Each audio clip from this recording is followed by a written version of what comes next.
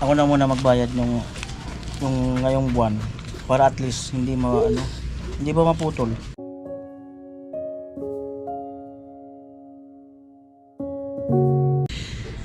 Lesson learned. Dapat yung sinin mo yung updated. Magduda yun. Ano yun? May ba yun? 2020?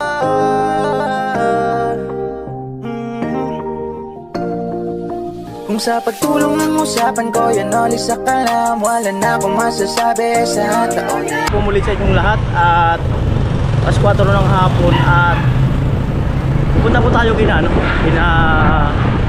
Badet para ibigay yung pangbayad ng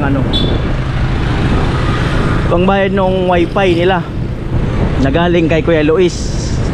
At kanina nagsuggest si Kuya Luis, sabi ni Kuya Luis, i-prank na lang daw, i-prank na hindi nababayaran kasi nga nag-send si Badit ng maling resibo, mali yung petsa ang naisend niya, pero ang naisend niya kasi hindi updated, pero mayroon naman pala siyang updated na bill. Ayan, at sabi ni Kuya Luis, well, ulit i-prank mo na lang, tingnan natin reaction. Tapos bandang huli, sabi ni Kuya Luis ay wag na daw i-prank. Ayan Kuya Luis, pero ipaprank ko pa lang Kuya Luis, hindi ka naman makagalit sa akin eh. Pampahaba lang ng vlog yun eh. Ipaprank natin para makita natin reaction, diba? Nasa 1.6 kasi yung yung tawag dito, nasa 1.6 yung bill ng PLDT nila. Ayan, ayan na po tayo. 31 na, busy na yung kalsada at puno-puno na. Kakaroon na ng medyo bahagyan traffic sa daanan na mayroong sementeryo.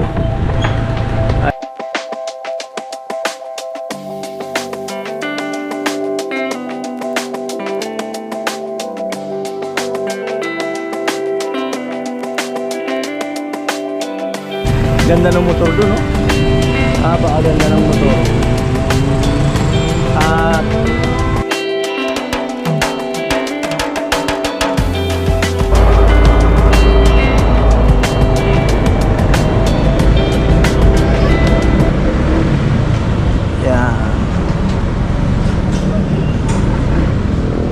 ihi time. Ayun po, nag-helmet na ako. Mahirap, panalaki ng truck eh.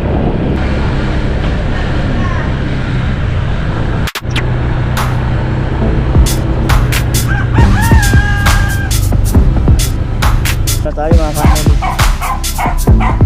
Ano tayo? Amo?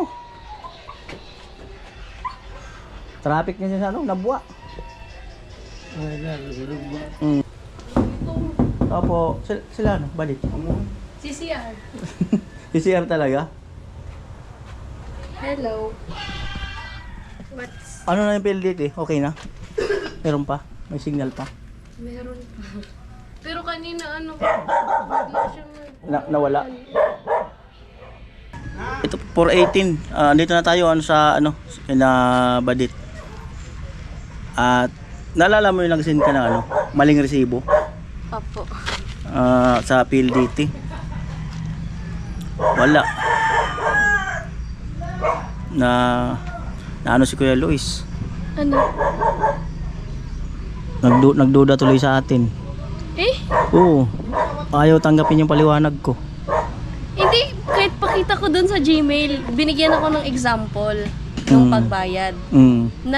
Siya, yung nag-message siya na pwede ka nang magbayad. Way ng ganito, ganyan. Yung pag-screenshot ko, mali. Yung sinend ko sa'yo, hindi dapat yun kasi example yun, diba? Hindi mo lang sinabi example. Yun nga yung naano ako. Kasi di ko naman pati nakita na. Dapat yung sinend mo, yung updated. Napagalitan tuloy ako. Sorry. Andun sa cellphone ko. Nawala na. Hello. Na dito. na ano, siyempre stricto yun dahil ano yun, iba-iba kasi ang tao. Siyempre magduda yun. Binasa yung petsa. Ano yun, May ba yun? 2020? O yun. Yun kasi yung binigay na example eh. Kahit na yung pumunta ka sa mga remittance, sa PLDT, mga water bill, ano, ang pinapakita talaga doon yung updated. Kaya napaulo tayo ng kaunti.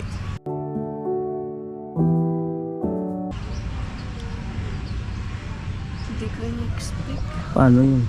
Siyempre ano isipin nun?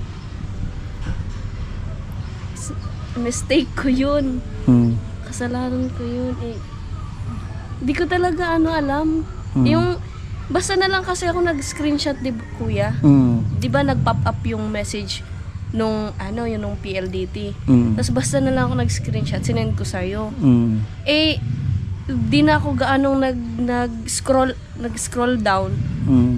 Tapos ayun, na-misinterpret tuloy yung pagkaano ko sa'yo. Wala, hindi na nag-reply. Hindi na nag-reply doon sa paliwanag ko. Ibig sabihin nun, wala tayong pag-asa. Sorry po. It's my mistake po. Hindi naman po yung kasalanan ni Kuya Noli. Paano? Paano? Hindi natin mababayaran yan. My God. My God. Yun tunay yung wifi. Ala, di ko talaga ini-expect. Sa isang pagkakamali.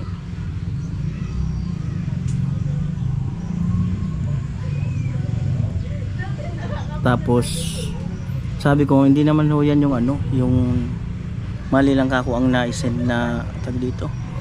Example lang kako yan. Nag-reply sa isang beses. Mata niya 2020. Tapos nag-reply ako uli. Ako example lang yan, ganun. Wala na, hanggang ngayon hindi na siya nag-reply. So, ibig sabihin nun, ano na. Kasi dati nag-reply man siya eh.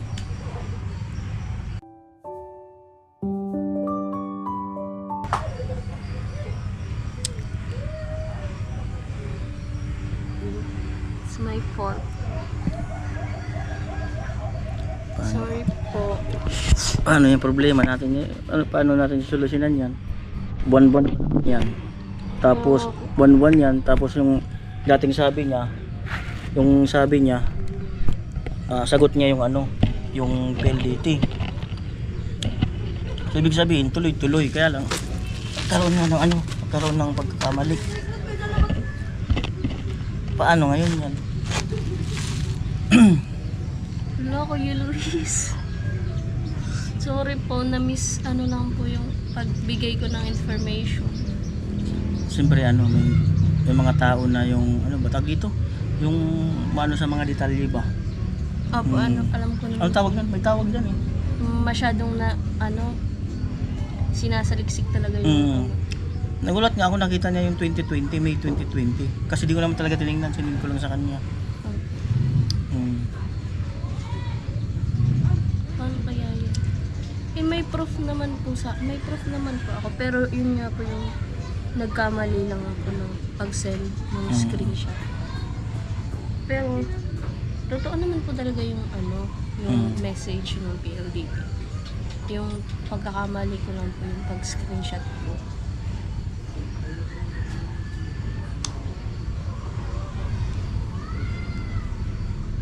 Paano? Wala na talaga. Paano na kaya yun? Yung ilang araw na lang yan. Kaya nga po, namamatay-matay na. Nagpula na kanina. Kanina po nagpula. Kasi nakalagay po kasi doon, after, doon po sa message ng ng PLD, kapag nag-due date daw, mag-iba yung kulay. Magpupula yun. Green siya pag active. Pag wala na siyang signal, pula na siya. Nagpula-pula na kanina. Opo, nawawala. Ano nangyari sa'yo nun? Ba't mali ang message mo sa akin? Hindi ko rin. Parang natanga ko. Parang, nabigla rin po kasi ako dun sa message. Kasi po biglang nag-pop up siya sa akin. Tapos yun naman po, pinag-click ko lang. Tapos pinag-screenshot, sabay send. Wala na po. Tapos di na po ako nag-scroll down kasi kita naman po kasi dun sa unang ano niya, dun sa unang sabi. Tapos ano,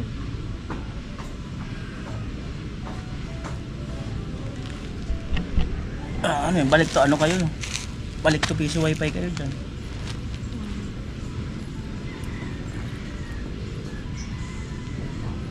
wala na. Kausapin mo si Kuya Luis, paliwanag mo. Ayun na, Oh, ipaliwanag mo para ano, hindi natin yun alam. Kasi hindi ko naman alam yun, sinend mo lang sa akin.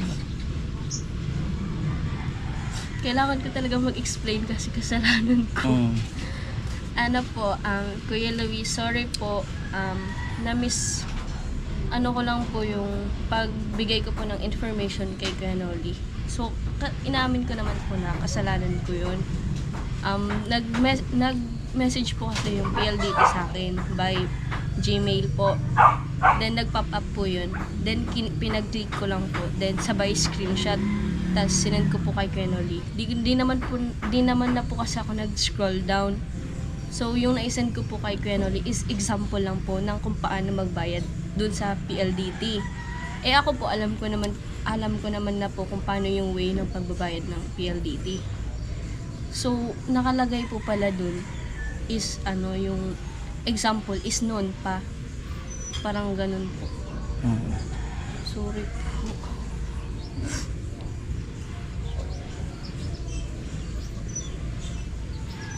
Ganun talaga kapag ano, yung, syempre, akala nun kuya, parang gusto mong i-ano yung parang, yung tiwala mo masisira. Yung trust kasi. Ako nga, inisip ko, baka ako isipin ni Kuya Luis, nagsisinungaling ako. Na ganun, kasi iba yung pizza eh. Baka sabihin niya, kailangan ko ng pera kasi mali nga yung pizza. Ganun, parang gawa lang ba? Saka ano yan, sundalo yan. You is, like hindi ako. You is, ano yan, army. Kaya matindi ang ano yan. Matindi ang mentality ba? Parang inimbestigahan niya kaagad yung papel na kapiraso. Yun po kapag ano yung parang hindi po complete details yung na-send ko, kaya po na-misinterpret din po nung nagbasa. Kasalanan ko po yun, kuya. Sorry po. Paano may papaliwanag sa kanila yan? Hindi ko po alam. Kasalanan ko. Wala na kuya. Tingnan mo yung combo namin, wala siyang reply.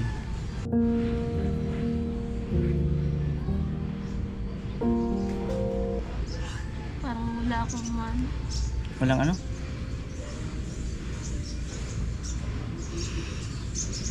Kasalanan ko yun eh. Di ba? Kasalanan ko kasi. Oh my gosh. Lesson learned. Hindi ko na nga sana i-vlog. Kasi nga, huwag na lang sana. Kasi parang, hindi ko alam kung ano yung super yung reaction. Lalo na pag nalaman nila.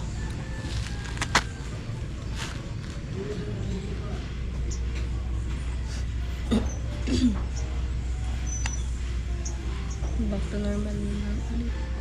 Back to normal na naman ulit. Back to normal.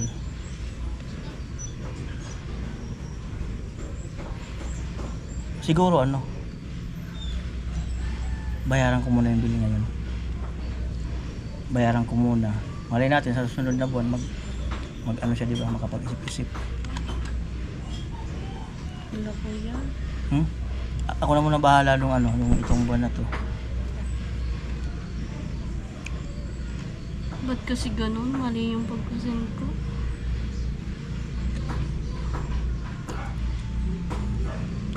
Nawala tuloy yung tiwala ni kuya. Sa isang pagkakamali. Mahirap pa naman may balik ng tiwala.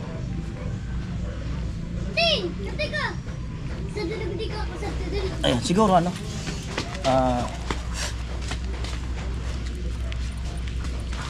ako na muna magbayad nung ngayong buwan para at least hindi hindi ba maputol.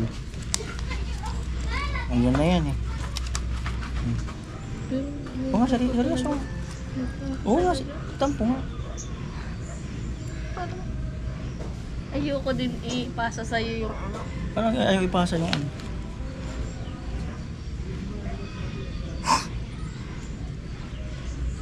Kasi hindi naman ikaw kuya may kasalanan po. Nangyayari talaga yun. Oh my God. Pero, ibayad mo lang muna to para hindi maputol yung linya nito. Malay natin sa mga sunod na araw. Yun nga, baka masinya yung message ko. Thank you kuya. Wala, parang naano tuloy ako. Ano? Parang hindi ko ito kayang tanggapin kasi kasalanan ko nga.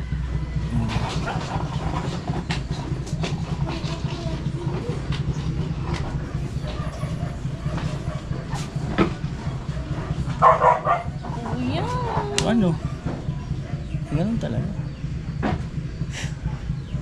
Pati ikaw nadamay kasi yung tiwala ni kuya. Nawala.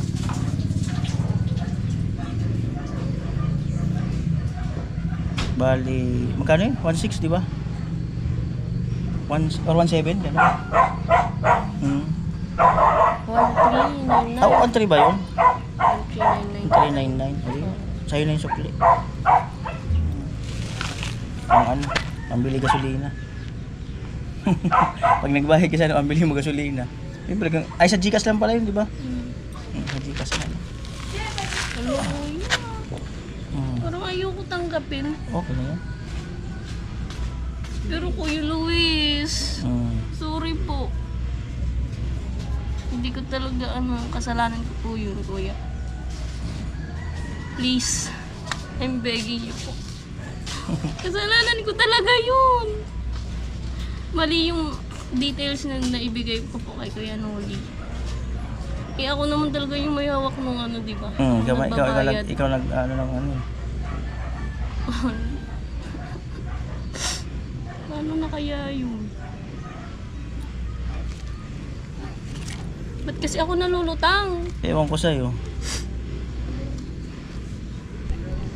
Oh, ayan, pabayad ng PLDT. Ito allowance mo. Kanino gano'n? Ha? Allowance mo. Oo nga. Sure. It's a prank. Kuya!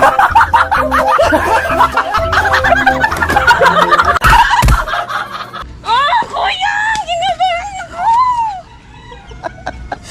Hindi ko pa naman ako. It's a prank. Oh, yan. Bali, ano to? 4.6. Thank you po. Kuya, kinabahan ako. Si Kuya Luis man may utos nun eh. Ang sabi niya, i-prank kita. Tapos bandang huli sabi niya, wag na daw, baka daw umiyak ka. Ngayon, nag-i-intro ako dun, Kuya Luis, bahala ako magalit ka sa akin, basta ipaprank ko na. Oh, di ba? Yung success? Oh. Pinagkaisahan niyo ko, kuya. Pinagkaisahan niyo ko. Kaya next time, ingat ka sa pagsisend ng ano. Apo. Lesson learned. Pero totoo talaga yun na nag-interrogate siya sa akin na bakit ganon tak. Sabi ko sige, tanungin ko muna kako siya. Totoo talaga yun na nagduda talaga siya na dahil nga sa na yun. Pero nung bandang uli sabi niya sa baba, sige mag-send ako. Sabi niya. Tapos sabi nga niya, i-prank na lang natin, ganito gawin mo. Bigay mo muna yung 2,000. Pag makita mong reaksyon niya na parang ganun, idagdag mo yung ano na yan. Tapos bandang uli sabi niya, Kuya Luis, wag mo na lang i-prank, sabi niya. Baka daw ganun. Oh, di ba, Kuya Luis? Kuya Luis. Sinuwain niya po yung ano mo. Okay na. Sinabi mo.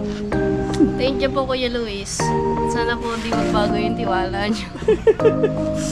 So, ang pinadala ni Kuya Luis is 5,600. Ngayon, nakaibalik yung 4,600. Yung 1,000 meron tayong pagbibigyan sa Gcash. So, yun po. Okay na. Bye. Thank you po, Kuya Luis. Kung sa pagtulong ng usapan ko, yan all isa ka na.